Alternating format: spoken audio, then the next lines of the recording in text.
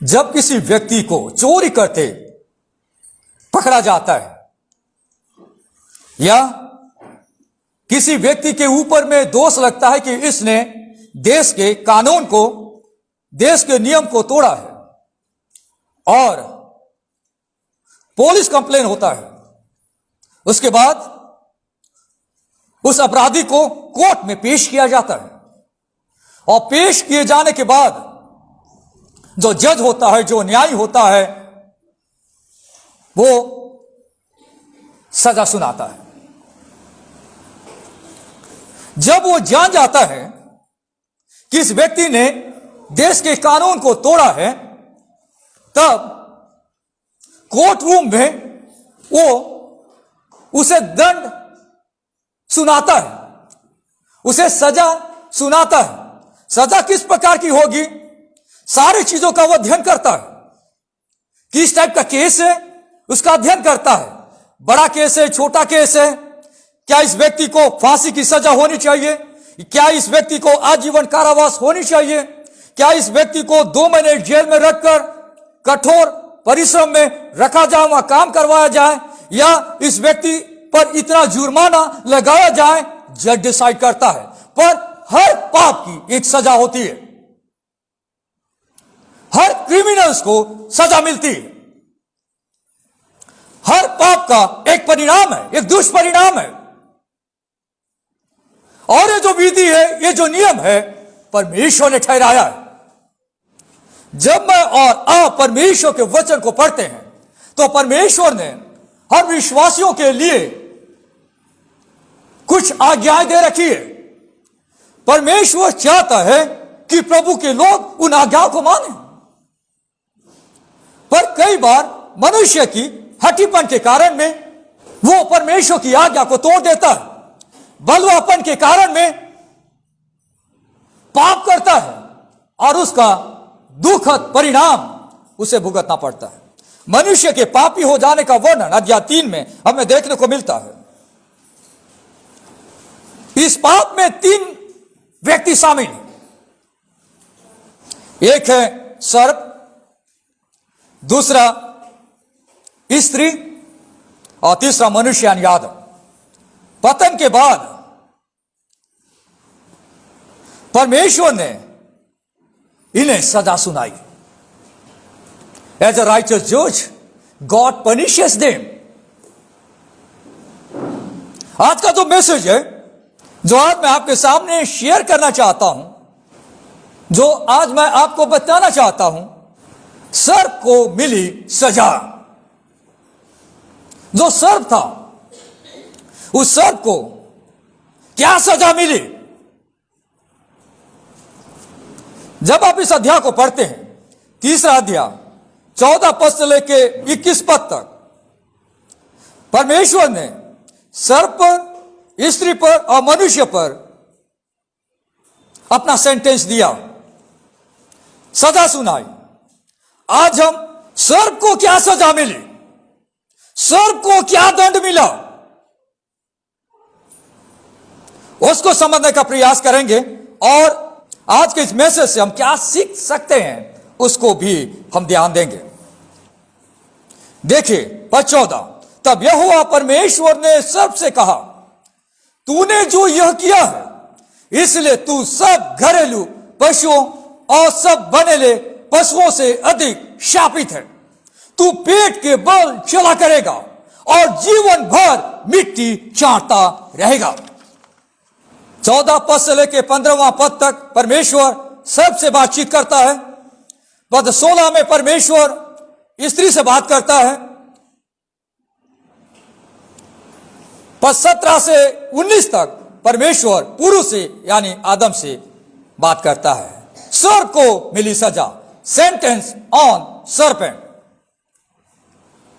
पद 14 में परमेश्वर सर्प को सजा देता है।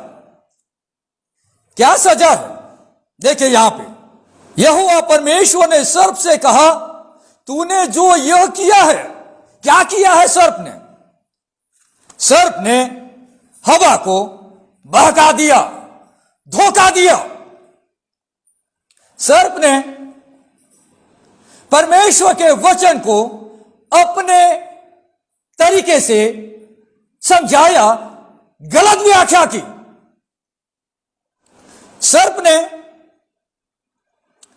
परमेश्वर के गुण को गलत तरीके से चित्रित किया, इसलिए परमेश्वर यहां पे सर्प को सजा देता है। सर्प एक क्रीचर है जिसे परमेश्वर ने बनाया। शैतान सर्प का इस्तेमाल करता है हवा को बहकाने के लिए। यहां पे देखिए उसको क्या सजा मिली। यहां लिखा है, तू सब घरेलू पशुओं और सब बनेले पशुओं से अधिक शापित है। You are cursed above all the livestock and all the wild animals। घरेलू पशुओं, जो घरेलू पशु हैं जो घरों में पाए जाते हैं, बनेले पशुओं जो जंगलों में और बाहर में घूमते फिरते हैं, उन सब से ज्यादा अधिक सर्प को शापित कहा गया है। शैतान ने सर्प को एक टूल के रूप में, एक इंस्ट्रूमेंट के रूप में इस्तेमाल किया। परमेश्वर ने हवा से भी प्रश्न पूछा था, आदम से भी प्रश्न पूछा था, पर शैतान से यानी सर्प से परमेश्वर ने प्रश्न नहीं पूछा और डायरेक्टली तुरंत उसके ऊपर में सेंटेंस यानी सजा सुनाई, क्योंकि प्रभु को मालूम है कि शैतान झूठ बोलता है। इसलिए झूठ बोलने वाले व्यक्ति को आप प्रश्न क्या पूछेंगे? आप जानते हैं कि कोई व्यक्ति झूठ बोलता है तो आपके प्रश्नों का उत्तर हमेशा वो झूठ में ही देगा, तो आप उससे प्रश्न पूछेंगे ही क्यों? Satan is a liar। If you ask question also, अगर आप प्रश्न पूछेंगे तो भी आपको सही उत्तर नहीं मिलेगा। इसलिए परमेश्वर ने सबसे प्रश्न नहीं पूछा, पर उसे डायरेक्टली सजा सुनाई, उसे श्राप दिया। श्राप क्या होता है? आशीष का उल्टा श्राप। अगर आप उत्पत्ति की पुस्तक पढ़ते हैं 1 अध्याय से लेकर आगे में, और मेनली उसका जो प्रोलॉग है यानी स्टार्टिंग जो चैप्टर्स है 1 अध्याय से लेकर 11वां अध्याय तक, आपको यहां पे कर्स, श्राप का जिक्र मिलेगा जो पहले पाप के बाद दुनिया में आया। श्राप का मतलब होता है कि आप किसी व्यक्ति के मूवमेंट को रोकना चाहते हैं या अवरोध लगाना चाहते हैं कि वो आगे ना बढ़े। आशीष से वंचित रहना श्राप कहलाता है। Separation from the place of blessing given, आशीष की जगह से आपको वंचित रखना श्राप कहलाता है। आशीषित लोगों से अलग रखना श्राप कहलाता है। आशीषित लोगों से अलग रखना श्राप कहलाता है। पर आपको एक बात समझना बहुत जरूरी है, ओनली गॉड कैन कर्स और ब्लेस पीपल। सिर्फ परमेश्वर लोगों को श्राप दे सकता है और उन्हें आशीष दे सकता है। श्राप एक कॉमन शब्द है। कई बार कोई व्यक्ति किसी को श्राप देता है। श्राप देने का मतलब यह है कि वो व्यक्ति नहीं चाहता कि उसके जीवन में भला हो, उसके जीवन में नुकसान हो। कई बार श्राप देते वक्त इंसान कहता है कि उसका सिर फूटे, उसका पैर टूटे, उसका हाथ टूटे, मतलब उसके जीवन में भलाई ना आए, उसके जीवन में आशीष ना आए। आशीष का उल्टा श्राप होता है। पर अगर आप एक विश्वासी हैं तो आपको जानना बहुत ही जरूरी है कि अगर दुनिया का कोई भी व्यक्ति, पुरुष या स्त्री, अगर आपको श्राप दे तो वो श्राप आपके जीवन में नहीं लग सकता। पर मैं आपको बताना चाहता हूं बाइबल के अनुसार सभी समृद्धि, सभी सफलता, सभी संपन्नता परमेश्वर की आशीष नहीं है और सभी परेशानियां परमेश्वर की सजा नहीं है। Not all prosperity is a blessing from God and not all troubles are punishment from God। समझ रहे हैं आप कि आपको कभी ये नहीं लगना चाहिए कि कोई व्यक्ति बहुत बड़ा इंसान बन रहा है इसलिए परमेश्वर उसे आशीष दे रहा है, या मेरे जीवन में बहुत दुख और तकलीफ है, मैं बाहर नहीं निकल पा रहा, इसलिए परमेश्वर मुझे सजा दे रहा है। आपके विचारधारा को सही रखना बहुत जरूरी है। विश्वासी को यह बात और अच्छे तरीके से समझ जाना चाहिए कि suffering is sometimes a blessing in disguise, यानी दुख कभी कभी भेष में आशीष होती है। कभी हमको लगता है कि मेरे जीवन में दुख है, पर भेष में वो आपके लिए आशीष का कारण बन सकता है, जिसे हम पहचान नहीं पाते। छिपे रूप में कई बार हम दुखी रहकर भी परमेश्वर की आशीष को अनुभव करते हैं।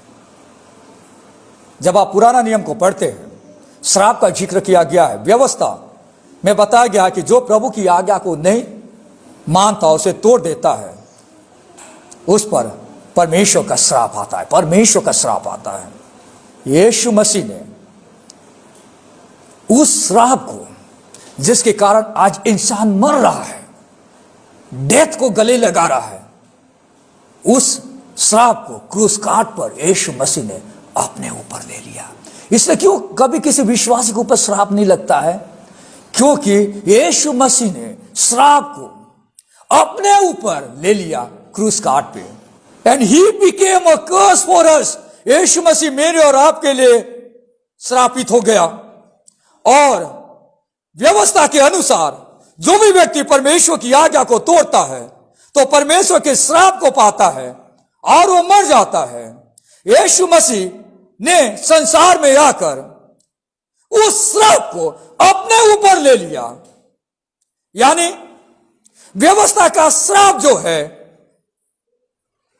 पापी व्यक्ति के जीवन से ट्रांसफर होकर यीशु मसीह के ऊपर में आ गया, और क्रूस काट पर उसने हमारे श्राप को उठा लिया और वो हमारे श्राप बन गया। उसकी डेथ हो गई। Sinless God died and removed us from the curse of the law. पहले हिस्से में सर्पेंट को, सर्प को वो श्राप देता है। क्या श्राप देता है? नंबर 1, तू पेट के बल चला करेगा। पेट के बल चला करेगा यानी रेंगेगा। आज सर्प जो होता है वो पेट के बल चलता है, आज वो रेंगता है। इसका मतलब क्या है? उसके पहले वो रेंगता नहीं था। सर्प जिसे मैं और आप देखते हैं, सांप जिसे मैं और आप देखते हैं, श्राप के कारण में आज सांप पेट के बल चल रहा है, पर उसके पहले पेट के बल वो नहीं चलता था। इसलिए आपको समझना बहुत जरूरी है, पतन के बाद परमेश्वर के श्राप का असर कितना ज्यादा धरती पर आ गया है, और वो पेट के बल चल रहा है। जो इब्रानी लोग होते थे, वे उन सारे एनिमल्स को, पशुओं को अशुद्ध मानते थे, अशुद्ध मानते थे, जो पेट के बल चला करते थे। हो सकता था कि उसके पहले वो ऐसा खड़ा होकर चलता था, सांप। और सांप बहुत ब्यूटीफुल था, राइट? तभी तो स्त्री उसकी ओर आकर्षित होती है। खतरनाक व्यक्ति को स्त्री क्यों आकर्षित होगी? खतरनाक व्यक्ति को देखेगी तो स्त्री क्यों बातचीत करेगी? डर के मारे वहां से भागेगी। शैतान भेष बदलकर स्त्री के पास गया था, और स्त्री ने भी उसके साथ कॉन्वर्सेशन किया था, क्योंकि उसको भी अच्छा लगा, क्योंकि हो सकता है वो जबरदस्त एक ब्यूटीफुल क्रिश्चियन रहा हो। सर, परमेश्वर ने उसे श्राप दिया कि तू पेट के बल चला करेगा। इसलिए आज सांप पेट के बल चला करता है, और पेट के बल चलने का मतलब होता है उसे नीचा दिखाया गया।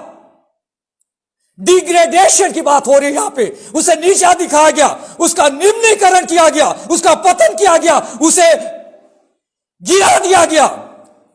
उसका गिरावट हम यहां पे देखते हैं। पेट के बल चलना उसके पतन का एक प्रतीक था। Crawling on his belly was symbolic of its degradation. दूसरा जो परमेश्वर सब के बारे में कहता है, जीवन भर मिट्टी चाटता रहेगा। उसके पहले सर मिट्टी नहीं चाटता रहा होगा, पर अभी परमेश्वर उसके ऊपर सजा सुनाता है और अब वो जीवन भर मिट्टी चाटता रहेगा या मिट्टी खाता रहेगा, धूल मिट्टी खाता रहेगा। आज स्नेक, आज सांप धूल मिट्टी खाता घूमता है, क्योंकि उसके ऊपर में परमेश्वर का श्राप आ गया है। पहला हिस्सा जो वास्तविक सर्प था उसको एड्रेस करता है, और दूसरे हिस्से में जो सर्प के पीछे जो व्यक्ति था, सर्प के पीछे जो शैतान था, उसको एड्रेस किया गया है। Second part of the curse is directed against सैतान। बाइबल में बताया गया, अगर आप प्रकाशित वाक्य पढ़ते हैं 12वां अध्याय 9वां पद में, देखिए ट्रिबुलेशन पीरियड में क्या होने वाला है, जो महाविनाश का समय आने वाला है इस धरती पर, उस दौरान क्या होगा। प्रकाशित वाक्य उसका 12वां अध्याय उसका 9वां पद को देखिए, ध्यान से पढ़ते हैं। मैं 7 से लेकर 9 पद तक पढ़ता हूं। फिर स्वर्ग में लड़ाई हुई, मिखाएल और उसके स्वर्ग दूत अजगर से लड़ने को निकले, और अजगर और उसके दूत उससे लड़े, परंतु प्रबल ना हुए, और स्वर्ग में उनके लिए फिर जगह ना रही। तब वो बड़ा अजगर, देखिए, तब वो बड़ा अजगर अर्थात वही पुराना सांप जो इब्लिस और शैतान कहलाता है और सारे संसार का भरमाने वाला है, पृथ्वी पर गिरा दिया गया। Talking about that old serpent, पुराना सांप जिसे इब्लिस कहते हैं और जिसे शैतान कहते हैं, उसको गिरा दिया गया। ये उस सांप की चर्चा यहां पे चल रही है, शैतान की चर्चा दूसरे हिस्से में। दूसरे हिस्से में उसे क्या सजा मिली? पद 15, और मैं तेरे और इस स्त्री के बीच में और तेरे वंश और इसके वंश के बीच में बैर उत्पन्न करूंगा। Number 1, I will put enmity between you and the woman. Enmity is a word used between persons. लोगों के बीच में बैर उत्पन्न होता है। क्या बैर होगा? तेरे और इस स्त्री के बीच में, और तेरे वंश और इसके वंश के बीच में बैर उत्पन्न करूंगा। जब एक घटना घटी, उसके बाद स्त्री और सर्प के बीच में प्रॉब्लम आ गया, स्त्री उससे बैर करने लगी। उसके बाद यह कंटिन्यूएशन हुआ, स्त्री का वंश और शैतान का वंश के बीच में यह लड़ाई वहां से शुरू हुई और आज भी चल रही है। It refers to the battle of the ages between the ungodly and the people of God. जो शैतान के लोग हैं उनके बीच में और जो प्रभु के लोग हैं उनके बीच में यह लड़ाई चल रही है, चलती रहेगी, चल रही है, चलती रहेगी। कलेक्टिव सेंस में इसे बताया गया है, चलती रहेगी। पर आगे एक और शब्द बताया गया है जो एक पर्सनल बन जाता है। आगे लिखता है, वह तेरे सिर को कुचल डालेगा और तू उसकी एड़ी को डसेगा। यहां पे सिंगुलर इस्तेमाल हो रहा है, निजी वंश की बात चल रही है। तेरा वंश, खास वंश जो इस स्त्री के जरिए आएगा, वो शैतान के सिर को कुचल डालेगा। गलतियों की पत्री उसका 4था अध्याय उसके 4थे पद में बहुत ही स्पष्ट यह बात बताई गई है। वहां लिखा है, परंतु जब समय पूरा हुआ तो परमेश्वर ने अपने पुत्र को भेजा जो स्त्री से जन्मा और व्यवस्था के अधीन उत्पन्न हुआ। स्त्री से जन्मा, यहां पे उस वंश का जिक्र किया गया। और यहां पे लिखता है कि स्त्री का वंश, मनुष्य का वंश नहीं, seed of the woman, not the man, वो शैतान के सिर को कुचल डालेगा। जब ये बातें लिखी गई, पुराने नियम के लोग जब इस पाठ को पढ़ रहे थे, उसके बाद भी लोग इस पाठ को पढ़ रहे थे, तो लोगों को ये बातें पूरी रीति से क्लियर नहीं था। इतना लोगों को मालूम था कि उद्धारकर्ता आने वाला है, पर पूरी डिटेल जानकारी पुराने नियम में लोगों के पास नहीं थी।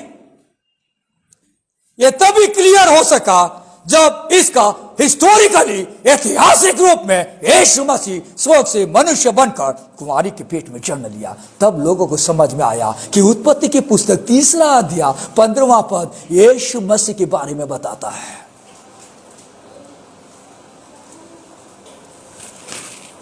इसे एक्चुअली में प्रोटो इवेंजेलियम कहा जाता है। ये एक शब्द है, प्रोटो इवेंजेलियम। प्रोटो का मतलब होता है फर्स्ट, इवेंजेलियम का मतलब होता है gospel. The first gospel recorded in the Bible is Genesis chapter 3 verse 15। पहला सुसमाचार जो रिकॉर्ड किया गया है। और वहां पे प्रीचर कौन है? खुद परमेश्वर प्रीचर है। ऑडियंस कौन है? ह्यूमन रेस, मानव समाज और प्रिंस ऑफ डार्कनेस, अंधकार का हाकिम। जैसे ही पाप एंट्री किया वर्ल्ड में, पहला पाप, परमेश्वर बताता है there a redeemer is going to come, एक छुड़ाने वाला आने वाला है। यीशु मसीह के मनुष्य बनने से पहले ही परमेश्वर ने जब पहला इंसान और पहला स्त्री को इस संसार में बनाया, परमेश्वर ने अपनी योजना को क्लियर और स्पष्ट कर दिया था। और आपको सरप्राइज नहीं होना चाहिए कि यहां पे सजा सुनाई जा रही है शैतान के ऊपर में, और वहां पे सुसमाचार आ रहा है। सजा के बीच में सुसमाचार। यहां लिखता है वो तेरे सिर को कुचल डालेगा और तू उसकी एड़ी को डसेगा। शैतान ने यीशु की एड़ी को डसने का प्रयास किया। एड़ी को डसना मतलब सफरिंग को लाया यीशु के जीवन में, दुख और यातना को लेकर आया, पर शैतान उस पर जीत हासिल नहीं कर सका। शैतान को लगा कि मैं जीत गया। जब यीशु मसीह क्रूस काट पे बलिदान हो गया, तब शैतान को लगा नाउ आई एम विक्टोरियस, मैं जीता हुआ हूं, क्योंकि यीशु मसीह मर गया। पर इस भविष्यवाणी को देखिए, शैतान के बारे में लिखा गया वो सिर्फ एड़ी को डस सकता है पर कुचल नहीं सकता। परमेश्वर के पास एक प्लान था दुनिया को बचाने का, और उसकी जानकारी यहां पर हमें देखने को मिलता है। पहला सुसमाचार स्पोकन बाय गॉड, परमेश्वर के द्वारा, और वहां पे जो प्रोमिस है, रिडेम्पशन, छुटकारे की प्रोमिस बाइबल में प्रतिज्ञा हमें देखने को मिलता है। शैतान ने यीशु की एड़ी को डसने का प्रयास किया। पेनफुल था,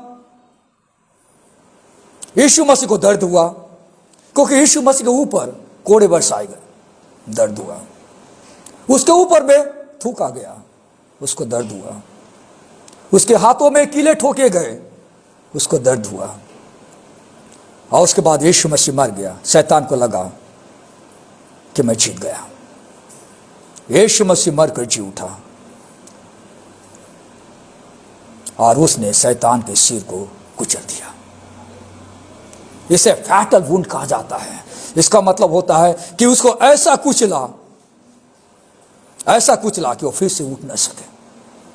आज को 3 बातें मैं शेयर करना चाहूंगा आपको एप्लीकेशन के रूप में। नंबर 1, शैतान का पेट के बल चलना या रेंगना और मिट्टी चाटना या खाना उसकी पराजय या हार को बताता है, इसलिए उससे न डरें। शैतान का पेट के बल चलना और मिट्टी चाटना उसकी पराजय को बताता है, इसलिए उससे न डरे। जब भी आप सर्प को देखते हैं, सर्प को रेंगते हुए देखते हैं, मिट्टी खाते हुए देखते हैं, तब आपके दिमाग में बात सेट हो जानी चाहिए कि शैतान हारा हुआ है। He has been defeated. So why we should be afraid of him? हम उससे क्यों डरें? नंबर 2, शैतान और उसकी सेना का हमेशा हमारे साथ यानी प्रभु के लोगों के साथ युद्ध चलता रहेगा। हमेशा याद रखिएगा, शैतान और उसकी सेना का हमेशा हमारे साथ युद्ध चलता रहेगा। जब तक मैं और आप इस संसार में रहेंगे, शैतान कोशिश करता रहेगा। शैतान के साथ और उसकी सेना के साथ हमारा मल युद्ध चल रहा है इस दुनिया में। अगर आप एक सच्चे विश्वासी हैं तो शैतान का आपके साथ युद्ध चल रहा है। शैतान का आपके साथ युद्ध चल रहा है। शैतान की सेना हो सकता है डीमन, यानी दुष्ट आत्माएं, अशुद्ध आत्माएं। शैतान की सेना हो सकता है कि ऐसे लोग जो परमेश्वर के वचन का विरोध करते हैं, ऐसे लोग जो आपके विश्वास को कमजोर करना चाहते हैं, कोई भी हो सकता है। युद्ध चलता रहेगा। शैतान और उसकी सेना का हमेशा प्रभु के लोगों के साथ युद्ध चलता रहेगा, पर उसका डूम यानी उसका न्याय निश्चित है, जिसका जिक्र प्रकाशित वाक्य 20वां अध्याय 10 पद में लिखा है। उस पद को मैं पढ़ना चाहूंगा। एक दिन वो कंप्लीटली उसके ठिकाने पर आ जाएगा। उनका भरमाने वाला शैतान आग और गंधक की उस झील में, जिसमें वो पशु और झूठा भविष्यद्वक्ता भी होगा, डाल दिया जाएगा और वे रात दिन युग पीड़ा में तड़पते रहेंगे। भरमाने वाला इस शैतान को आग और गंधक की झील में डाल दिया जाएगा। Over, everything is over. ये कब होगा? कब होगा आपको मालूम है? जब यीशु मसीह दोबारा इस संसार में अपने कलीसिया को लेने के लिए आएगा। कलीसिया रैप्चर हो जाएगी, कलीसिया उठा ली जाएगी, बीच बादल में यीशु से मुलाकात होगी। इसके बाद कलीसिया यीशु मसीह के साथ रहेगी। उस दौरान धरती पर महाविनाश का समय होगा। खतरनाक शैतान उस समय काम करेगा, जिसका जिक्र प्रकाशित वाक्य में बताया गया है। पर समय समाप्त होने के बाद यीशु मसीह कलीसिया को लेकर संसार में आएगा। इस धरती पर 1000 साल तक राज करेगा, जिसे हम मिलेनियम ईयर कहते हैं। और उसके बाद शैतान को और उसकी सेना को हमेशा हमेशा के लिए आग की झील में डाल दिया जाएगा। तब उसके बाद नया आकाश और नई पृथ्वी बनेगी और प्रभु के लोग परमेश्वर की उपस्थिति में हमेशा बने रहेंगे। तीसरी बात, परमेश्वर अपनी प्रतिज्ञा में अटल है। उसने क्रूस काट पर अपना प्राण देकर, मौत को हराकर, जी उठकर शैतान को कुचल दिया। यीशु मसीह ने शैतान को कुचल दिया, इसलिए मैं और आप परमेश्वर की सहायता से शैतान को कुचल सकते हैं। पर इतना आसान नहीं है, आपको प्रभु के साथ रहना पड़ेगा। परमेश्वर ने शुरुआत में ही उद्धारकर्ता यीशु के आगमन की जानकारी दी थी कि कैसे स्त्री का वंश शैतान के सिर को कुचल डालेगा। अगर आपने इस सुसमाचार पर विश्वास कर यीशु को अपना उद्धारकर्ता और छुड़ाने वाला माना है तो अच्छी बात है, आप सेफ है, आप सेफ है। अन्यथा इटर्नल डेथ से आपको कोई नहीं बचा सकता। यीशु को अपने जीवन का उद्धारकर्ता मानिए और बच जाइए। यीशु मसीह संसार में इसलिए आया, स्त्री के वंश से कुंवारी मरियम की पेट से जन्म लिया कि वो शैतान के सिर को कुचल डाले, मुझे और आपको बचा सके। हमारे ऊपर में जो कर्स था, जो श्राप था, उसको यीशु मसीह ने अपने ऊपर उठा लिया। व्यवस्था को उसने पूरा किया, परमेश्वर के क्रोध को उसने शांत कर दिया, जिससे कि उसके मरने के कारण और उसके जी उठने के कारण में शैतान कंप्लीटली डिस्ट्रॉय हो सके, कंप्लीटली डिफीट और हार का सामना कर सके, मैं और आप जीत सके। यीशु पर विश्वास करने के बाद मैं और आप यीशु मसीह की सहायता से एक विक्टोरियस लाइफ जी सकते हैं। आइए हम अपनी आंखों को बंद करें। प्यारे प्रभु, हम आपको धन्यवाद देते सुंदर वचन के लिए। बहुत बड़ा सत्य इस वचन में हमें देखने को मिलता है। एक ऐसा पाठ जो हमें शैतान के कुचले जाने की जानकारी देता है, पर उसके साथ साथ हम इस पाठ में आपकी प्रतिज्ञा को भी देखते हैं कि कैसे रिडीमर, छुड़ाने वाला इस संसार में आएगा और वह कंप्लीटली शैतान को कुचल देगा। प्रभु, आप हमारी सहायता करिए और मदद करिए कि हम आपकी सहायता से शैतान को हराकर विक्टोरियस लाइफ, विजय जीवन जी सके। यीशु के नाम से हम इस प्रार्थना को मांगते हैं, आमीन।